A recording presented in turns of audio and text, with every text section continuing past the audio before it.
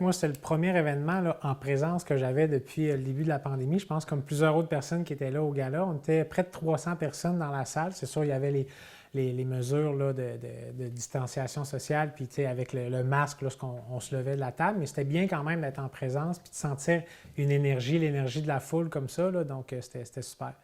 Oui. Puis vous avez fait un hommage à votre père. Comment sa carrière vous a inspiré?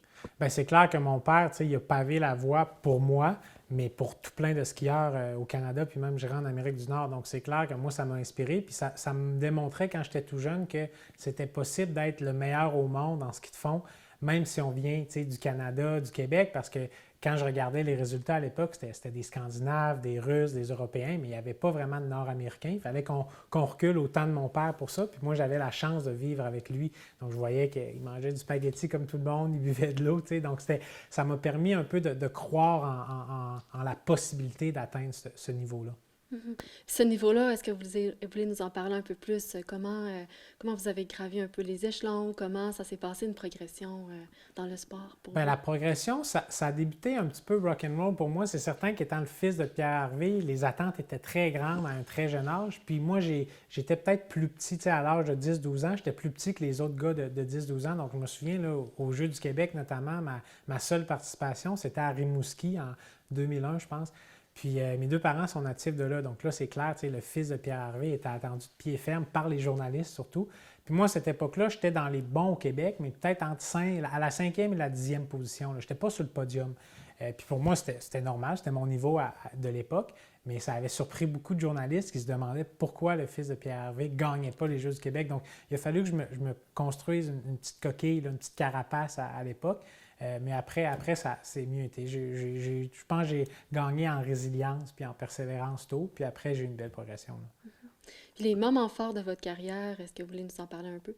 Oui, ben, les moments forts, au niveau sportif, c'est clair que les titres de champion du monde que j'ai eus, soit en 2017 sur notre épreuve reine en ski de fond, là, le 50 km, en 2011 en sprint par équipe, ça aussi c'était particulier parce que je partageais ça avec un coéquipier. Ça, c'est clair que c'est des très, très gros moments au niveau sportif, mais pour moi, au niveau personnel, c'est clair que les finales de la Coupe du Monde que j'ai vécues chez moi, sur les plaines d'Abraham à Québec, c'était comme euh, au niveau sportif, j'ai eu un podium la dernière journée, ma dernière compétition à vie, donc ça, c'est exceptionnel, mais juste l'émotion qui était rattachée à ça, pouvoir terminer de cette manière-là chez moi, c'était vraiment incroyable. Oui. Puis en fait, les Jeux olympiques 2022 arrivent bientôt. Oui, Je me demandais en fait, comment voyez-vous l'équipe de fondeurs actuelle? ben, c'est une équipe qui a vraiment beaucoup de potentiel. C'est des jeunes, la plupart ont moins de 25 ans, même il y en a qui sont dans le début de la vingtaine. Le week-end dernier à Ruka en Finlande, on a Antoine Cyr, il a fait 2 fois parmi les 12 premiers. Ça, c'est vraiment une très grande amélioration. C'est ses meilleures marques en carrière. On a Olivier Léveillé qui est en première année chez les seniors, il y a 20 ans à peine. Puis la dernière journée, il a eu le sixième meilleur temps de la journée. L'année dernière, il était encore chez les juniors, il faisait des podiums au niveau international. Donc, on a vraiment une belle relève chez les gars. Chez les filles aussi, les filles ont un petit peu plus d'expérience. On a Sandrine Brown, Catherine Stewart-Jones, qui sont régulièrement dans les 20 meilleurs au monde. Donc, je pense qu'on a une belle équipe, puis encore, il y a encore un beau potentiel d'amélioration. Là.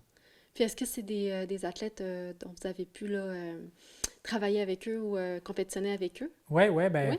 autant Antoine qu'Olivier, là, mais ma dernière année d'entraînement, moi, je m'entraînais avec ce groupe d'entraînement-là, le Centre national d'entraînement Pierre Harvey, qui est ici là, à Saint-Fériol-les-Neiges. Donc, je connais bien ces gars-là. Les filles, Catherine, je la connais un petit peu moins, mais Sandrine s'entraîne dans ce même groupe-là. Donc, on partageait le même entraîneur, même physiothérapeute, préparateur physique. On voyageait ensemble dans certains camps d'entraînement aussi. Donc, c'est des Mhm. athlètes que je connais assez bien. Là. Pensez-vous qu'ils ont des chances pour ces Jeux olympiques-là? Ben, les chances de podium, c'est peut-être un peu tôt pour cette année. Par contre, je pense dans 4 ans, s'ils suivent la progression qu'ils ont eue dans les dernières années, ils vont pouvoir prétendre aux grands honneurs, là, ça c'est clair. Mhm. Qu'aimeriez-vous dire aux jeunes qui aimeraient faire du ski tôt et se rendre très loin?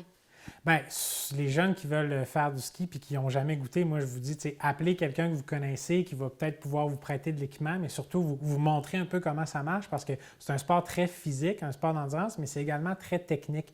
Donc, si on ne commence pas avec la bonne technique, on peut s'écœurer du sport parce que trouver juste qu'on n'avance pas puis on dépense d'énergie dans le vide. Donc, vraiment, trouver quelqu'un qui va nous montrer les bases là, du ski, que ce soit le style libre, le patin ou le classique, mais quelqu'un qui nous montre un peu comment glisser sur la neige et avancer.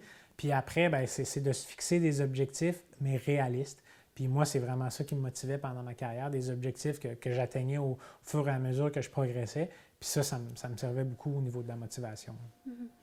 En terminant, est-ce que vous aimeriez nous partager un peu votre nouveau rôle d'avocat, le Ouais. début de votre carrière? Oui, bien, je suis avocat en droit des affaires, donc je travaille beaucoup en droit des affaires au niveau transactionnel, donc fusion, acquisition, puis tout ce qui entoure là, c'est ce genre d'opération-là. Donc j'adore ce que je fais. Je travaille au sein d'une équipe, d'un cabinet chez BCF à Québec, là, vraiment expérimenté.